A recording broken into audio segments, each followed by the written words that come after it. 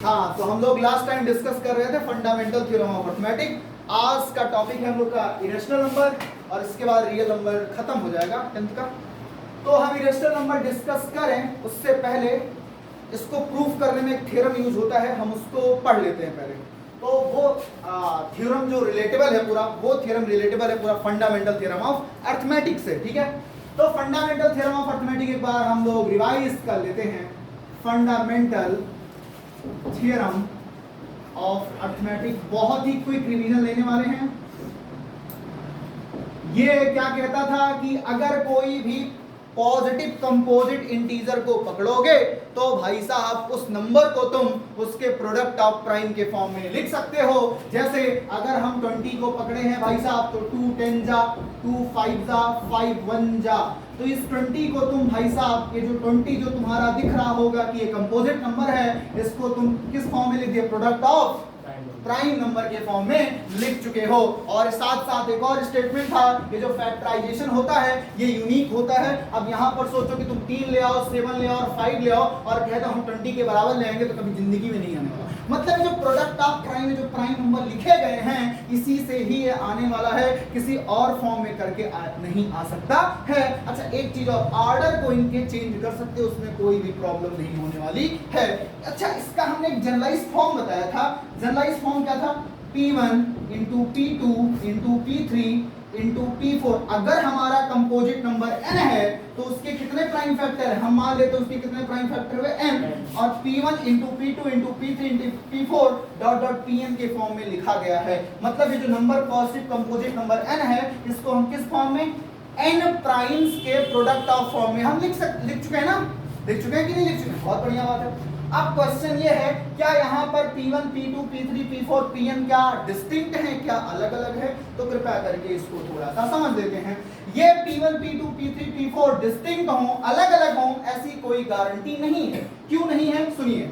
जैसे हम यहाँ पर 20 को लिखे हैं 2 इंटू 2 इंटू 5, तो हमने जो 20 को लिखा, अगर यहाँ पर देखिए एक P1 ये है, P2 ये है, P3 ये है। भाई साहब जो कल नहीं आए थे गौर कीजिए इस चीजों पे। P1 ये है, P2 ये है, P3 ये है। जो P1 है वो 2 का है, जो P2 है वो भी 2 है, P3 भी 2 है। क्या P1, P2, P3 क्या तीनों अलग अलग है? जी नहीं, P1 और P2 आपस में कैसे हैं? सेम है। P1 और P2 कैसे हैं? तो यहाँ पर हम ये नहीं कह सकते कि P1, P2, P3, P4 और डॉट डॉट Pn अलग अलग ही रहें। पर एक केस और है जहां पर कहा जा सकता है कि P1, P2 और अलग अलग है। अगर इस फॉर्म में लिखा रहेगा तो यहाँ पर क्या बताना पड़ेगा कि P1, P2, P3 dot dot Pn और P1, P2, P3, P4 dot dot Pn, it's not necessary that they are distinct। ऐसा अलग अलग हो ऐसा कोई जरूरी नहीं है, है ना? अलग अलग हो ऐसा कोई जरूरी नहीं है। बहुत बढ़िया। पर अगर इसी जनरलाइजेशन, ये जनरलाइज फॉर्म है ना, मैंने बताया था जब भी ऐसा कुछ लिखा जाएगा तो सबके लिए लिखा जाएगा, वो जनरलाइज फॉर्म में हो जाता है। बहुत बढ़िया। अगर इसी तो क्वेश्चन ही होता है, क्या कोई ऐसा जनरलाइज फॉर्म एग्जिस्ट करता है जो ये भी बताए कि वो कैसे हैं? डिस्टिंक्ट है। ये कहा कि जरूरी नहीं है डिस्टिंक्ट हो। जैसे यहाँ पे देखो P1, P2 तो सेम है पर P3 तो डिफरेंट है, तो यहाँ पे डिस्टिंक्ट हमको पता चल गया डिस्टिंक्ट तो नहीं है। पर अगर डिस्टिंक्ट के फॉर्म में लिखना हो तब कैसे लिख सकते हो? आइए देखिए। क्या हम इसी 20 को ऐसा नहीं लिख सकते हैं 2 की पावर 2 इंटू 5 की पावर 1? बात सही कि नहीं सही है? यहाँ पर क्या हो गया? P1, यहाँ पर क्या हो गया? P2। ये तो इनकी इंटीग्रल पावर हो गई, उसको हम नहीं देख रहे, हम सिर्फ प्राइम नंबर को पकड़ रहे हैं। ये जो P1 और जो P2 दिख रहा है भाई साहब, क्या ये अलग अलग है कि नहीं है? है। यानी कि अगर हम इस जो प्रोडक्ट ऑफ प्राइम है, अगर हम उनको इंटीग्रल पावर के फॉर्म में लिख देंगे तो हम ये पाएंगे कि जो हमने कहा है ये अलग अलग हो ऐसा जरूरी नहीं है। अगर इंटीग्रल पावर के फॉर्म में लिखा जाएगा तब हम ये कह सकते हैं कि वो अलग अलग हैं। बहुत बढ़िया। तो हम इसको अगर इस फॉर्म में लिखा जाएगा, इसी थ्योरम का स्टेटमेंट एक बार इस फॉर्म में है, इसमें कह रहा है कि जरूरी नहीं हो अलग अलग है। बिल्कुल मैंने एग्जांपल से समझा भी दिया। पर उसी चीज को अगर पावर के फॉर्म में लिखा जाएगा तब हम ये कह सकते हैं कि दे आर डिस्टिंक्ट। आ रहा? चलो भाई साहब यहाँ पे क्या लिख सकते हैं? P1 इसको मान लिया अल्फा 1 इंटू P2 की पावर अल्फा 2 इंटू P3 की power alpha 3 dot dot Pn की पावर अल्फा n। यहां पर बताइए क्या P1 P2 P3 dot dot Pn same होंगे या अलग होंगे? P1 P2 P3 dot dot Pn same होंगे या अलग अलग होंगे? अलग अलग, क्योंकि जैसे हमने इंटीग्रल के फॉर्म में इसी 20 को जब 2 की पावर 2 और 5 की पावर n के फॉर्म में लिखा तो P1 P2 सेम है अलग अलग है? यहाँ पे P1 P2 सेम है अलग अलग है? अलग अलग। पर जब इसको हमने P1 जब ऐसे नॉर्मल जब हमने इंटीग्रल पावर के फॉर्म में नहीं लिखा था तब P1 P2 P3 क्या सेम थे? नहीं थे, क्योंकि P1 और P2 तो सेम है बट P3 डिफरेंट है। तब जरूरी थोड़ी ना कह सकते हैं कि सारे ही अलग अलग है, पर यहाँ पर हम कह सकते हैं कि सारे प्राइम नंबर कैसे हैं? अलग अलग हैं। क्या मेरी बात समझ में आई? कोई दिक्कत परेशानी? इसको नोट डाउन कर लिया जाए। हाँ तो भाई साहब फंडामेंटल थ्योरम ऑफ अरिथमेटिक के बेसिक को समझने के बाद ये वही थ्योरम है जिसको प्रूफ करेंगे, जिसको जब हम इरेशनल नंबर प्रूफ करेंगे जिसमें इसका सबसे ज्यादा यूज होने वाला है। Let P be a prime number and A be a positive integer if P divides A square then so that P divides A। क्या मतलब इसका? कह रहा है अगर P कोई एक प्राइम नंबर है जो कि और P एक प्राइम नंबर है और एक पॉजिटिव इंटीजर है तब होगा क्या? अगर वो P उस पॉजिटिव इंटीजर के स्क्वायर को डिवाइड कर रहा है तो तुम्हें प्रूफ करना है कि जो P है वो A को डिवाइड कर रहा है। ठीक है, अब इसको प्रूफ करने में हमारी अप्रोच क्या रहने वाली है पहले इसको ध्यान से समझना है।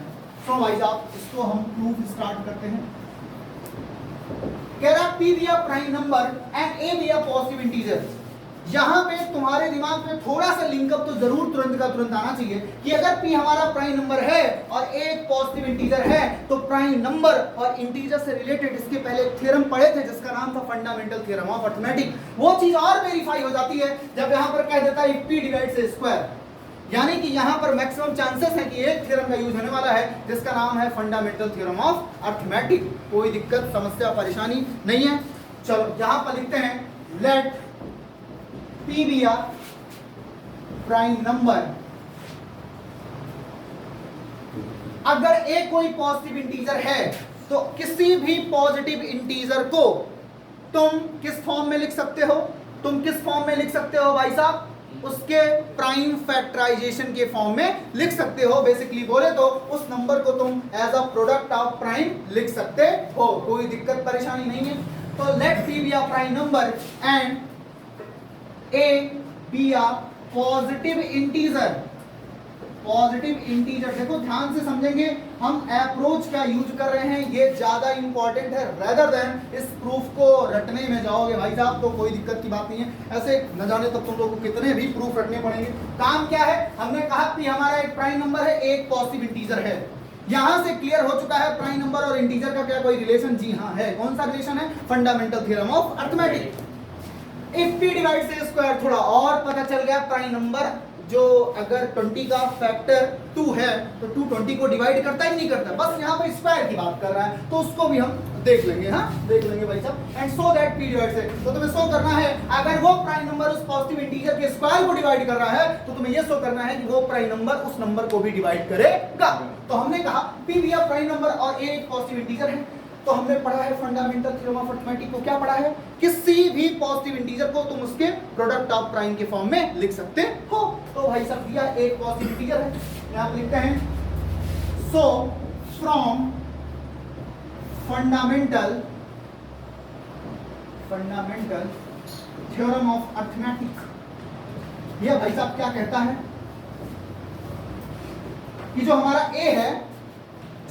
A है उसको तुम P1 into P2 into P3 into P4 अब बस कर देंगे डॉट डॉट Pn के प्रोडक्ट के फॉर्म में लिख सकते हो। इसके पहले अभी मैंने समझाया, बताओ क्या P1 P2 P3 Pn क्या सेम होंगे? सेम समझो बेटा, मैं क्वेश्चन क्या पूछा? मैं कह रहा हूं क्या P1 P2 P3 P4 same होंगे या नहीं होंगे? हो सकते हैं ना, लेकिन अगर पावर के ही फॉर्म में लिखा होता तो सेम होंगे? बिल्कुल नहीं। तब बिल्कुल तुम 100% कहते हैं कि वो चीज क्या होंगे? अलग अलग होंगे। पर यहाँ पर P1 P2 P3 P4 dot dot Pn कैसे हैं? मल्टीपल फॉर्म में लिखा है। मतलब ये कुछ ऐसा बनेगा ना, ऐसे दिमाग में अपने रखो कि ये 20 है, उसको हमने 2 10 जा किया, 2 5 जा किया, 5 1 जा 5 के जो बेटा 20 है ये 2 इंटू 2 इंटू 5 के फॉर्म में लिखा हुआ है। तो ये 2 दो बार रिपीट किया कि नहीं किया ना? लेकिन जैसे इसी को तुम 2 की पावर 2 इंटू 5 के फॉर्म में कर देते हो तो ये पावर के फॉर्म में हो गया ना। पहले ये जो P1 है, ये P2 है, ये P3 था, क्या इसमें P1 P2 P3 सेम है? बिल्कुल है, P1 P2 तो सेम है पर P3 नहीं सेम है। मतलब यहाँ पर कह सकते हैं डिफरेंट हो, मतलब कह सकते डिफरेंट, सारे डिफरेंट रहे ऐसा कोई जरूरी नहीं है, क्योंकि P1 P2 तो सेम है ना। लेकिन अगर इसी को ऐसे लिखे 2 की पावर 2 into 5, तो 2 और 5 ये कौन कौन है, सिर्फ 2 और 5 नजर आ रहे हैं, तो ये डिस्टिंक्ट है कि नहीं है? मतलब जब इंटीग्रल पावर की फॉर्म में लिखा जाता है बेटा, तो हम क्या कहेंगे कि हमारे P1 P2 Pn कैसे हैं, सब के सब कैसे हैं, डिफरेंट हैं। पर अगर हम ऐसे बिना पावर के लिखेंगे तो उसमें डिफरेंट हो ऐसा कोई, मतलब हाँ सारे के सारे डिफरेंट ही हो ऐसा जरूरी नहीं है। क्यों नहीं जरूरी है? ये देखो 2 into 5 आया कि नहीं है? और डिफरेंट हो भी सकते हैं, कैसे? जैसे मैं 105 को ले लूं और दिखाता हूं, इसको करेंगे किससे, 3 से, तो कितना आएगा, 35 आएगा। हाँ 5 से करेंगे तो 7 आएगा, सही बात है, 7 हो जाए 7। इसी बेटा 105 को तुम 3 into 5 into 7 के फॉर्म में लिख दिए। बताओ यहाँ पर सारे डिस्टिंक्ट हैं कि नहीं है? है ना। तो इस केस में जब बिना पावर के लिखा रहेगा तो हम ये नहीं कह सकते हैं कि सारे के सारे क्या हैं, सारे के सारे डिफरेंट हों।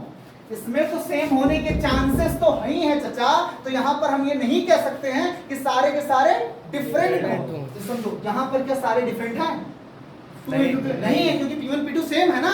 लेकिन यहाँ पर बताओ डिफरेंट नहीं है। तो जब इंटीग्रल पावर में लिखा जाएगा तो हम क्या कहेंगे? जब इंटीग्रल पावर में लिखा गया है तो हम ये जानेंगे कि वो कैसे डिस्टिंक्ट है, डिफरेंट है, अलग अलग है। पर अगर हम ऐसे नॉर्मल मल्टीप्लिकेशन के फॉर्म में लिखे हो तो भाई साहब डिफरेंट हो ऐसी कोई गारंटी नहीं है। It's not necessary that they are different, वो सेम भी हो सकते हैं। देखो P1 P2 तो सेम हो गया। क्या मेरी बात समझ में आई? यहाँ तक कोई दिक्कत परेशानी नहीं है? बहुत बढ़िया। अब सुनो भैया, इसको मैं इरेज कर देता हूं। आ जाओ, हमने कहा ए को इस फॉर्म में लिख लिया, यहां पर लिख रहा हूं वेयर P1 दिख रहा ना भाई साहब, P1, P2 dot Pn, P1 where P1 P2 Pn dot Pn, it's not necessary that they are distinct या सेम, डिस्टिंक्ट, सारे के सारे डिस्टिंक्ट हो, डिफरेंट हो ऐसी कोई गारंटी नहीं है। क्या बात समझ में आई? आ गया समझ में कि नहीं है? यार P1 P2 ये जरूरी नहीं। अब भाई साहब क्या करा, P डिवाइड्स A स्क्वायर, तो पहले A तो मिल गया, अब इसका स्क्वायर भी तो करना पड़ेगा। तो क्या करेंगे, इसको हम मान लेते हैं इक्वेशन नंबर 1। चलो भाई साहब इक्वेशन नंबर 1, तो क्या करेंगे, squaring both side of equation 1, यहां दिख रहा है, बहुत बढ़िया। इसका स्क्वायर कर दो भाई साहब, तो हो जाएगा A का स्क्वायर बराबर, स्क्वायर करो चाहे ऐसे या इसी को 2 बार लिख दो, कोई दिक्कत की बात है नहीं। तो इसी को 2 बार लिख दे रहे हैं, या फिर अब तुम लोग थोड़ा सा कंफ्यूज ना हो तो मैं ऐसे लिख दे रहा हूं P1 into P2 into P3 dot dot Pn का whole square. This is also equal to क्या हो जाएगा बेटा, P1 into P2 into P3 dot dot Pn एक बार, फिर दोबारा भी इसी को लिख दो P1 into P2 into P3 dot dot Pn। क्या इतनी बात समझ में आई? कोई समस्या? यहाँ पे दिख रहा है ना, बहुत नहीं दिख रहा? चलो भाई साहब तो मैं इसको थोड़ा सा, ये नहीं दिख रहा, क्या नहीं दिख रहा? बहुत बढ़िया, तो इसको मैं नीचे लिख देता हूँ। तो A का स्क्वायर जो हमने वहां पे लिखा, squaring both side of equation 1, यहाँ पे दिख नहीं रहा तो मैं यहाँ पे करता हूँ। जो हमारा A का स्क्वायर होने वाला है वो क्या होगा, P1 into P2 into P3 dot dot Pn, और इसी को एक बार और रिपीट मारता हूं P1 into P2 into P3 dot dot Pn। कोई समस्या किसी को? यहां से क्या पता चला है, कह रहा है इफ P डिवाइड से स्क्वायर, थोड़ी सी बुद्धि अपनी अब यहां पर खोलना भाई साहब। मैं क्या बोल रहा हूं, इस A स्क्वायर को हमने इसके भी तो प्राइम के फैक्टर के फॉर्म में लिख दिया।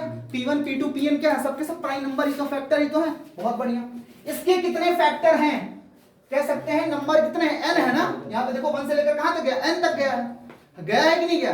कह रहा है कि n फैक्टर तो है इसके। अब यहाँ पर क्वेश्चन स्टेटमेंट सुनो, कह रहा है if P divides A square, P जो है A स्क्वायर को डिवाइड कर रहा है। और फंडामेंटल थ्योरम ऑफ अरिथमेटिक क्या कहती है, प्राइम फैक्टर के फॉर्म में लिख सकते हो। जो भी प्राइम फैक्टर होते हैं उसके नंबर को डिवाइड करते हैं कि नहीं करते। जैसे 20 का प्राइम फैक्टर 2 है तो 2 20 को डिवाइड करता है कि नहीं करता है। तो P डिवाइड्स A स्क्वायर, यानी कि p किसका प्राइम फैक्टर है? a, और a स्क्वायर के कितने प्राइम फैक्टर है बेटा? n, यानी कि उसी n हिस्सों में से एक कौन है? p भी है। आया समझ में कि नहीं है? कोई दिक्कत नहीं है? चलो तो यहां पे लिखता हूं जो लिखा है, if p divides a square को, इसी को स्टेटमेंट बनाते हैं।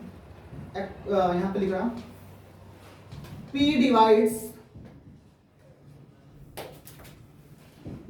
divides a square means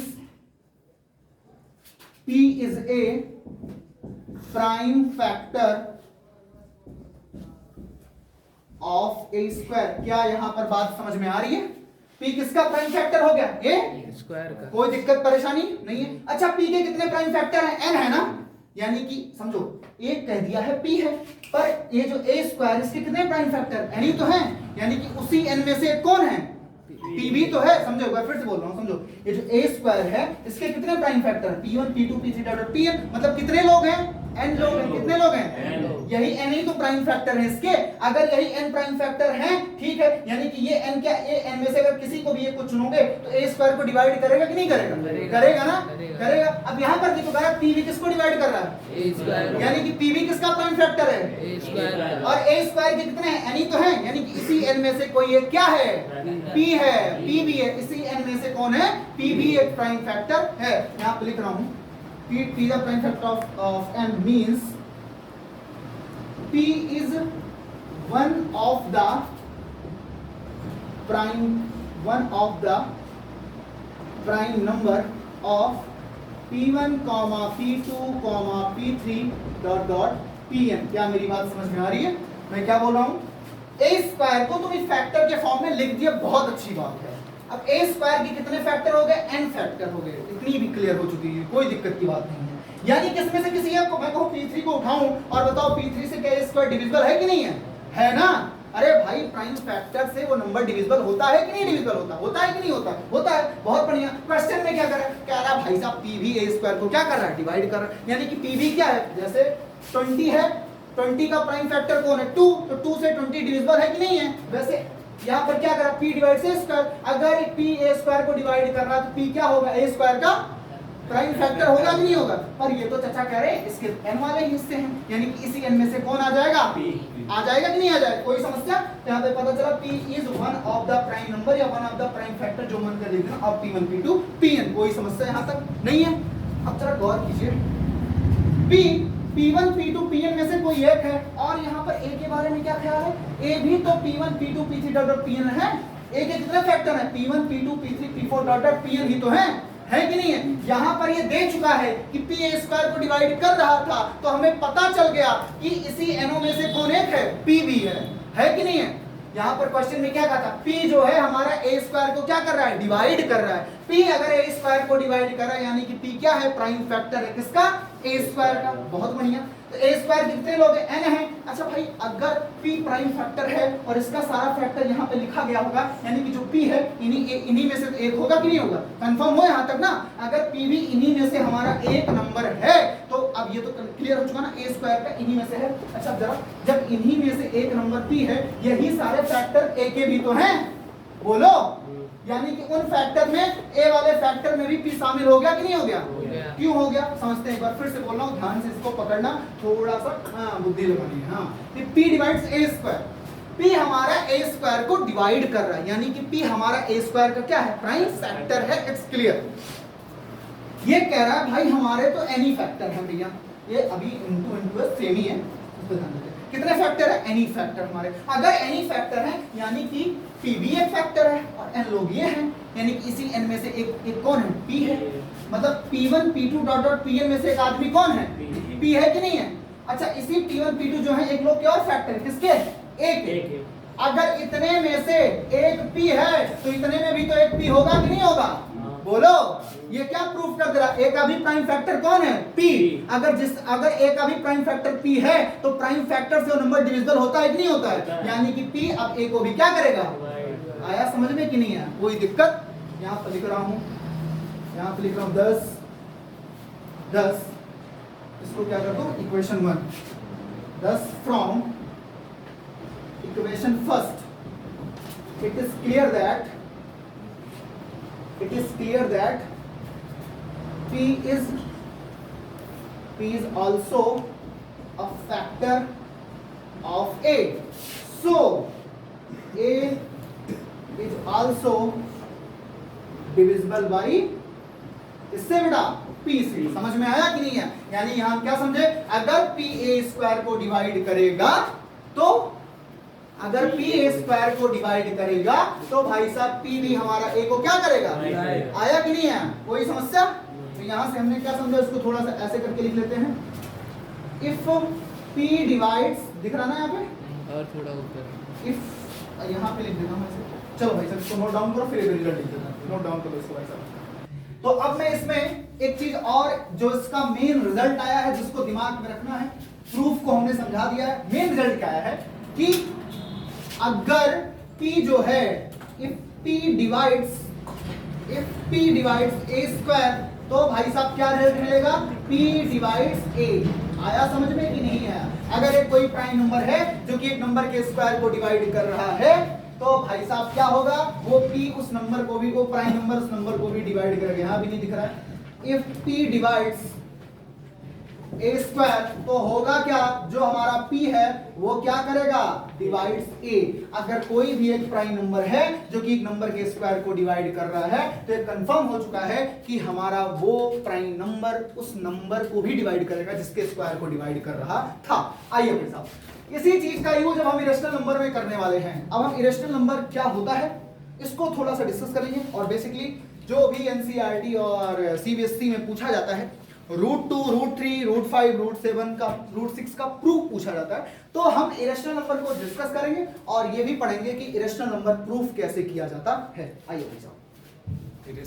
हाँ, तो अब हम लोग का टॉपिक है इरेशनल नंबर। क्या टॉपिक है, इरेशनल नंबर। सुनो ध्यान से, रियल नंबर का लास्ट टॉपिक है, इसके बाद रियल नंबर खत्म हो जाएगा। हैं तो अच्छे से समझ लो, जिससे अंत भला तो सब भला हो जाए। इरेशनल नंबर होता क्या, क्लास 9th में हमने इरेशनल नंबर पढ़ा था। ऐसे नंबर जो नॉन टर्मिनेटिंग, नॉन रिपीटिंग होते हैं, उन नंबर को हम क्या कहते हैं, इरेशनल नंबर कहते हैं। बहुत बढ़िया, वो सारा ज्ञान बहुत अच्छी बात है और वही इरेशनल नंबर की डेफिनेशन भी है। हाँ, अब हमको इरेशनल नंबर जो प्रूफ करना है, सबसे ज्यादा यूज होने वाला प्रूफ में, तो प्रूफ करने का एक मेथड होता है जिसको ऐसे बोल सकते हैं, कंट्राडिक्शन मेथड भी बोल सकते हैं। मतलब कंट्राडिक्शन मेथड बोलेंगे, कैसे बोलेंगे, जैसे हम मान लेंगे किसी को प्रूफ करना है कि भाई साहब वो इरेशनल नंबर है, हम उल्टा मानेंगे, कहेंगे let us if possible then that number is rational. उल्टा मानो, इरेशनल प्रूफ करना है, क्या मानेंगे, रेशनल। उसके बाद क्या करेंगे भाई साहब, प्रूफ करते करते चलेंगे और ये दिखा देंगे कि जो हमने माना था वो क्या है। अगर जो माना था वो गलत है तो फिर सही क्या है, जो मानना चाहिए था वो इरेशनल है तो इरेशनल है। इसको ठीक ऐसे भी समझ सकते हो, जैसे तुम लोग मान लो एक्स स्कूल के हो भाई साहब, हाँ, और मैं कह रहा हूं नहीं भाई साहब तुम लोग वाई स्कूल के हो। अब मुझे अगर प्रूफ करना है कि तुम लोग वाई स्कूल के हो, तो वाई स्कूल में जितने सारे टीचर पढ़ा रहे हैं, जो नोट्स बना रहे हैं, जो उनके यहाँ का शेड्यूल है, तुम लोग को वो फॉलो करना चाहिए। पर हम गए पता किए, तुम लोग भाई साहब वाई स्कूल का शेड्यूल तो फॉलो कर ही नहीं रहे हो। इसका मतलब जो हमने माना था वो क्या हो गया, तो तुम कहां के निकले, एक्स के निकले। आइए भाई साहब, अब सुनो, इरेशनल नंबर एक बार हम प्रूफ करें उससे पहले हम थोड़ा रेशनल नंबर का भी डिस्कशन कर लेते हैं।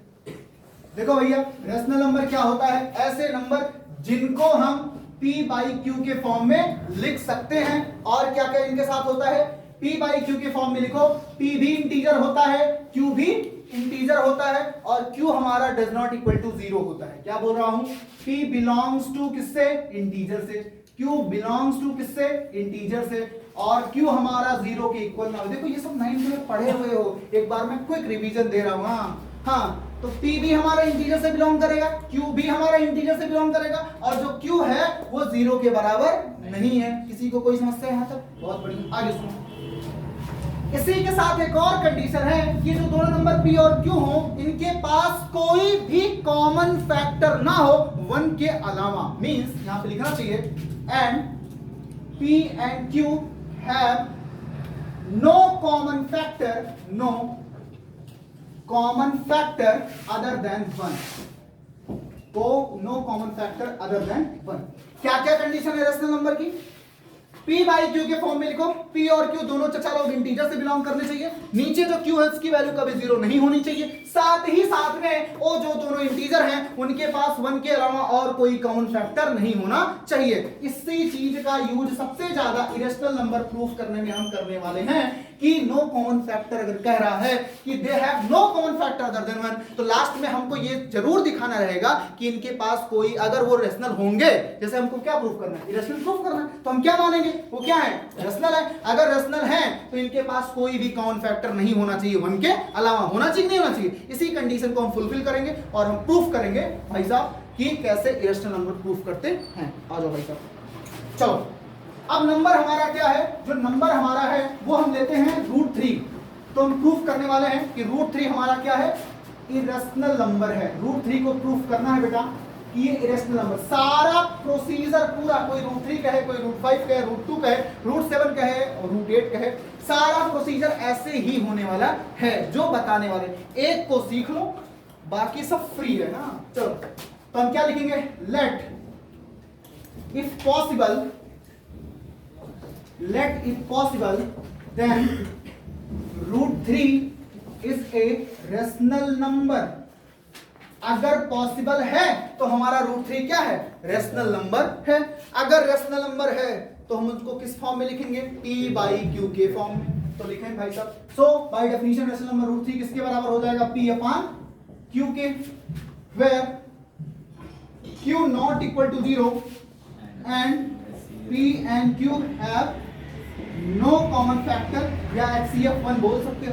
P and Q have no common factor, बोल सकते हो नहीं बोल सकते हो, no common factor other than 1। क्या मेरी बात समझ में आई, कोई दिक्कत परेशानी, इनके पास और कोई कॉमन फैक्टर 1 के अलावा नहीं होना चाहिए। आया कि नहीं है, दोनों को मिलाओ और दोनों को चेक करो। जैसे भैया, जैसे कहीं पर लिखा हुआ है कि ऐसे कर दो 7/9, बताओ इनका कौन कॉमन फैक्टर है, 7 और 9 एक साथ देखो कितना मिलेगा, एक ही तो मिलेगा जो 1 है, और कोई है क्या, नहीं है। आया कि नहीं है, चलो भाई साहब इसको हम क्या मान लेते हैं, इक्वेशन नंबर 1। कोई समस्या किसी को, हाँ आइए भाई साहब अब क्या करेंगे, squaring both side of equation first. बताओ बेटा क्या होगा, √3 का होल स्क्वायर बराबर बेटा P/Q का होल स्क्वायर। ये किसके बराबर दिख रहा है भाई साहब ना यहाँ पे, तो इसका ये कितना हो जाएगा 3, ये कितना हो जाएगा P²/Q²। थोड़ा सा क्रॉस मल्टीप्लिकेशन भी स्टार्ट कर देते हैं। तो यहाँ से पता क्या चला, P² बराबर 3Q²। इसको मान लेते हैं इक्वेशन नंबर 2। अब यहाँ पर बुद्धि ध्यान से खोलना, हमने लिखा क्या है कि जो P² है ये किसके बराबर हो गया, 3 × Q² के। सही है कि नहीं सही है, सही है। तो जो P² हो किससे डिविजिबल हो रहा है, यहाँ पे अगर साफ साफ देखो 3 से। आ रहा हो रहा है कि नहीं हो रहा, आप थ्योरम याद करो। अगर 3 क्या है, प्राइम नंबर है कि नहीं है, 3 क्या है, प्राइम नंबर है। तो अगर एक प्राइम नंबर P था जो कि किसको डिवाइड करता था, एक नंबर जो कि A है उसके स्क्वायर को, तो वो नंबर किसको डिवाइड करता था, उस नंबर को भी करता था। यहाँ पर क्या पता चल रहा है, 3 डिवाइड्स P²। बोलो बात सही नहीं सही है, थ्योरम जो अभी प्रूफ करा है तो क्या करेगा, 3 also divides P। बोलो बात सही नहीं रही है, बोलिए भैया, तो 3 also divides P है कि नहीं है। जब तुम किसी नंबर को किसी से डिवाइड करते हो तो क्या एक कोशिएंट आता है कि नहीं आता है, आता है ना। तो कोशिएंट और डिवीजर का जो मल्टीप्लिकेशन होता है वो डिविडेंड के बराबर होता है कि नहीं होता, होता है। तो ये जो 3 से किसको डिवाइड किया, P को, तो P हमारा क्या है, डिविडेंड है। 3 क्या है, डिवीजर है। कोशिएंट कुछ आएगा तो हमने मान लिया कोशिएंट कौन आएगा, x आएगा। तो भाई साहब ये जो P है डिविडेंड है, तो उसको 3 × कोशिएंट कितना आया, x लिख सकते हो कि नहीं लिख सकते हो, कोई समस्या। तो P की वैल्यू कितनी आ चुकी है, 3 × x। अब क्या करो, इस जो P की वैल्यू 3 × x आई है, इसको हम कहां पुट करने वाले, इक्वेशन नंबर 2 में। इतना नोट डाउन करो, फिर हम आगे चलते हैं। तो यहां पर P बराबर 3x आ चुका है। अब इस चीज को हम इक्वेशन नंबर 2 में पुट करने वाले हैं। तो मैं यहां से इरेज करता हूं भाई साहब क्वेश्चन को,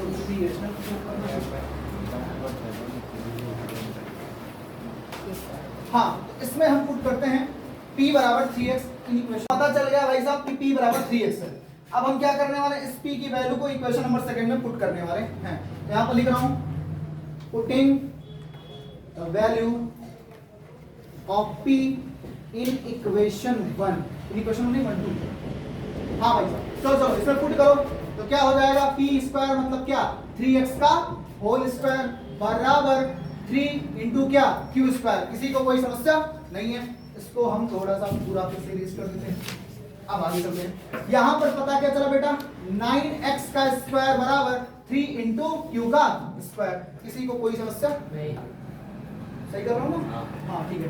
इसको कैंसिल आउट कर दे भाई साहब। हाँ चलो 3 1 जा 3 3 3 जा 9 तो क्या आ चुका है 3x स्क्वायर बराबर q का स्क्वायर इंप्लाइज दैट q का स्क्वायर बराबर 3x का स्क्वायर। अब देखो ये नंबर जो 3 है किसको डिवाइड कर रहा है किसको डिवाइड कर रहा है q स्क्वायर को। यहां पर क्या लिखेंगे 3 डिवाइड्स q स्क्वायर। थ्योरम क्या पढ़े हैं अगर कोई प्राइम नंबर है जो कि a स्क्वायर को डिवाइड कर रहा है तो वो जो प्राइम नंबर है a को भी डिवाइड करेगा। सो 3 आल्सो डिवाइड्स किसको डिवाइड करेगा q को। बोलो अब अगर डिवाइड करेगा तो फिर क्या होने वाला है उसको जो होता है डिवीजन इनटू कोशेंट के फॉर्म में लिख लोगे कि नहीं लिख लोगे। अच्छा एक चीज और हम कैसे जान पाए भाई साहब कि यहाँ पे फुली डिविजिबल है क्योंकि यूक्लिड लेमा जो कहता है अगर रिमाइंडर यहाँ के फॉर्म में आएगा तभी तो हो पाएगा। पर यहाँ का रिमाइंडर दिख रहा है नहीं दिख रहा है यानी कि रिमाइंडर कितना है 0 यानी कि नंबर कितना है फुली डिविजिबल है। कोई डाउट एक भी डाउट अपने मन में भाई साहब मत रखना। सो 3 डिवाइड्स q तो q को भी हमने क्या लिख दिया 3 इंटू वाई के फॉर्म में। आया कि नहीं है। p की वैल्यू क्या आई है बेटा 3 इंटू एक्स आई थी। यहाँ पर जो लिखा था p की वैल्यू कितनी आई थी 3 इंटू q की वैल्यू कितनी आ गई 3 इंटू यहाँ पर आ चुका है q बराबर एंड p बराबर हमको पता है कितना हो रहा है 3x। बताओ हमने कहा था p और q के पास 1 के अलावा कोई भी कॉमन फैक्टर नहीं है। पर यहाँ पर नजर कितना आ चुका है बेटा कॉमन फैक्टर 3। हमने माना क्या था कि 1 के अलावा कोई कॉमन फैक्टर है ही नहीं है पर आया क्या कि 1 के अलावा एक और कॉमन फैक्टर जो कि 3 है यानी कि जो हमने माना था वो क्या हो गया रॉन्ग हो गया गलत हो गया। हमने क्या माना था कि √3 कैसा नंबर है रेशनल नंबर है। पर अगर रेशनल नंबर होता तो इसके पास 1 ही तो कॉमन फैक्टर होना चाहिए था। एक कौन और आ गया 3 आने की वजह से जो हमने माना था वो क्या हो गया।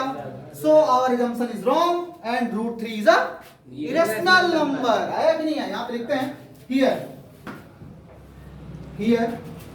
p and q have 3 as a common factor so our assumption is wrong हमारा assumption गलत हो गया। तो सही क्या है कि जो हमने माना था वो गलत हो गया। माना था √3 रैशनल है पर वो गलत हो गया तो बचा क्या इरेशनल। यहां पर so our assumption is wrong so √3 is an irrational number। Hope so सारी चीजें क्लियर हो गई हूं। एक भी चीज ऐसा नहीं है जो समझ में ना आया। पक्का ना कोई दिक्कत परेशानी किसी को नहीं है। चलो नोट डाउन कर लो भाई साहब।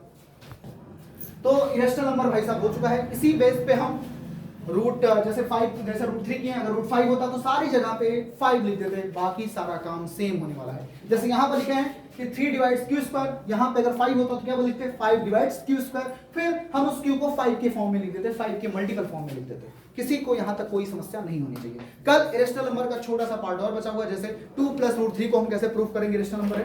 5 + √2 को कैसे प्रूव करेंगे 2 √5 को कैसे प्रूव करेंगे इरेशनल नंबर है। इस टाइप के क्वेश्चन जिसमें कॉम्बिनेशन ऑफ कह सकते हैं रेशनल और इरेशनल नंबर दोनों होता है। जैसे 2 + √3 2 तो रेशनल अपने आप में और √3 क्या इरेशनल है। तो ये 2 + √3 क्या बन गया कॉम्बिनेशन ऑफ रेशनल। बेसिकली बोले तो कॉम्बिनेशन ऑफ रेशनल इरेशनल मतलब रियल नंबर। रियल नंबर क्या होता था रेशनल और इरेशनल नंबर के कॉम्बिनेशन को क्या बोलते थे रियल नंबर। तो इसका हम प्रूफ समझेंगे कैसे प्रूफ करेंगे कि वो हमारा कौन सा नंबर है इरेशनल नंबर है। तो कल हम इस पे प्रूफ करेंगे। तब तक के लिए ओके बाय बाय।